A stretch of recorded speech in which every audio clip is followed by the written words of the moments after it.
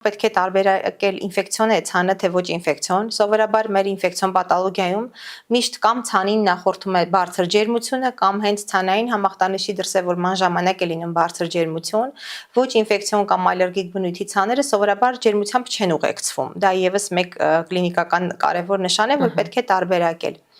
Այ ջրծաղիկը ճիշտ է, անցյալ տարվանից, եթե չեմ սխալվում, արդեն օրացուցային պլանում կա պատվաստումների, երեխաները ստանում են պատվաստումներ,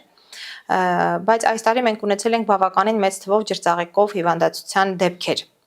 Ջրծաղիկը սուր վարակիչ հիվանդություն է, որը բնորոշվում է վեզիկուլյար ցանով, վեզիկուլյար ասվածը ավելի մատչելի, եթե ներկայացնեմ, ջրային բշտիկների տեսքով եւ բարձր ջերմությամբ։ Եվ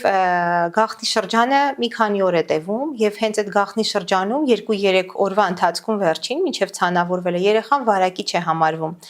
Այսինքն այդ օրերին ինքը դեռ ցան չունի, բայց վարակում է շրջապատին եւ երեխաներին։ Եվ վարակիչ է վերջին ցանային էլեմենտից 4 օր հետո, 3-4 օր հետո։ Այսինքն ընդհանուր առմամբ կարելի է դիտարկել, որ երեխան 7-ից 10 օր համարվում է վարակիչ։ Եվ այն հին մոտեցումը, որ եւ հիմա երբեմն նորից հանդիպում եմ, որ երեխաներին 21 օր արգելում են դպրոց գնալ կամ մանկապարտեզ հաճախել, իհարկե այդ մոտեցումը փոքրինչ արդեն հին է համարվում եւ հանգիստ երեխային արդեն 10-րդ օրը կարող ենք ուղարկել դպրոց, մանկապարտեզ եւ առհասարակ միջավայրում կարող է